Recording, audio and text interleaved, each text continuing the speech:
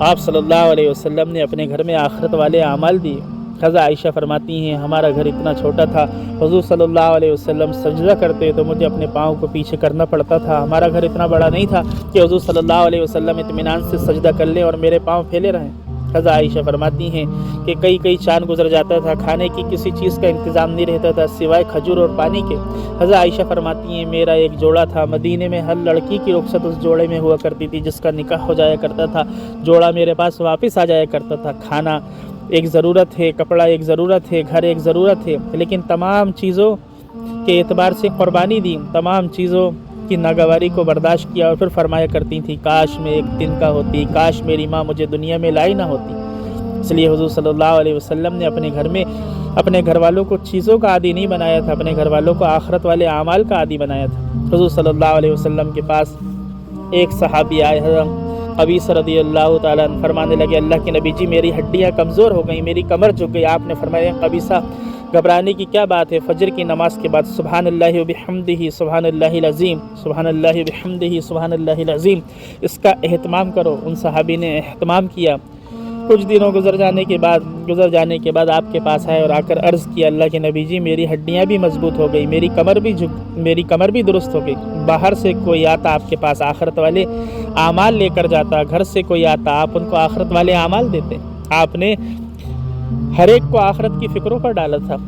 آپ کے پاس آپ کی بیٹی حضرت فاطمہ رضی اللہ تعالی عنہا آئیں، فرمانے لگیں ابا جان تھک جاتے ہیں، آٹا پیستے ہیں، پانی بھرتے ہیں، گھر کی صاف صفائی کرتے ہیں، تھک جاتے ہیں، آپ کے پاس غلام آئیں، ایک خادم مل جائے۔ آپ صلی اللہ علیہ وسلم نے قیامت تک کے والدین کو سبق دیا، اپنی اولاد کو کیا دینا ہے، چیزوں کی بنیاد پر فیصلہ نہیں کرنا بلکہ اپنی اولاد کو کیا دینا ہے۔ حضور صلی اللہ علیہ وسلم نے اپنی بیٹی کا ذہن بنایا اور فرمایا اے میری بیٹی، حضرت موسیٰ اور ان کی گھر والی کے درمیان 10 سال ایک ہی بچھونا رہا، اور اپنی بیٹی سے فرمایا میری بیٹی تقوی اختیار کر، اللہ سے ڈر، اور اپنی بیٹی کو آخرت والے اعمال دیے کہ تیری تھکن کے لیے یہ کافی ہے۔ 33 مرتبہ سبحان اللہ، 33 مرتبہ الحمدللہ، 34 مرتبہ اللہ اکبر، یہ آخرت والے اعمال دے کر آپ نے اپنی بیٹی کو رخصت کیا۔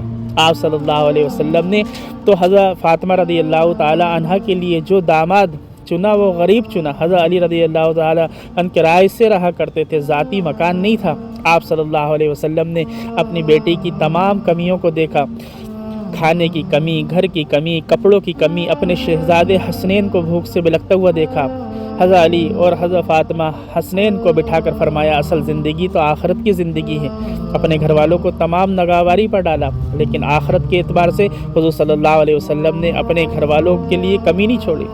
تمام ناگواری کے بعد حضور صلی اللہ علیہ وسلم نے رخصتی سے پہلے حضرت فاطمہ رضی اللہ تعالی عنہ سے فرمایا اے بیٹی غم نہ کر، تو جنت کی تمام عورتوں کی سردار ہے۔ حضور صلی اللہ علیہ وسلم نے اپنی بیٹی کی تربیت کی اور آخرت والے اعمال دیے۔ اس لیے بنیادی بات یہ ہے کہ ہم اپنے گھر والوں کے ساتھ رہ کر ہمارا لین دین آخرت والے اعمال کا ہو۔ ہمارے گھر والوں کی نماز کی کیفیت کا کیا حال ہے؟ حضرت عائشہ رضی اللہ تعالی عنہ فرماتی ہیں جس نماز میں جلدی ہوگی وہ نماز نہیں ہوگی۔ مفتی سلمان منصور پوری دامت برکاتوں نے کتاب النوازل کے اندر لکھا ہے عورتوں کی نماز کی کیفیت میں 24 فرق ہے۔ کون مرد اپنی گھر والی کو وہ نماز کی کیفیت بتا رہا ہے، دیکھا جائے گا تو اس کے اعتبار سے ہماری دنیا ہی الگ ہے۔ ہمارے ذمے ہیں ہماری گھر والی کی نماز کیسی ہے، اس کا قرآن کیسا ہے، قرآن کا اہتمام یہ ہمارے لیے بھی ضروری اور ہماری گھر والی کے لیے بھی ضروری۔ 2 گورنر آپس میں کہہ رہے ہیں، حضرت معاذ بن جبل اور ابی بن کعب آپ قرآن کتنا پڑھتے ہیں، کیسا پڑھتے ہیں؟ صحابیہ کا معمول تھا، حضرت زینب رضی اللہ تعالیٰ قرآن کا اہتمام کرنے والی، حضرت عائشہ قرآن کی حافظہ، کہ حضور صلی اللہ علیہ وسلم نے اپنے گھر والوں کو آخرت والے اعمال دیے تھے۔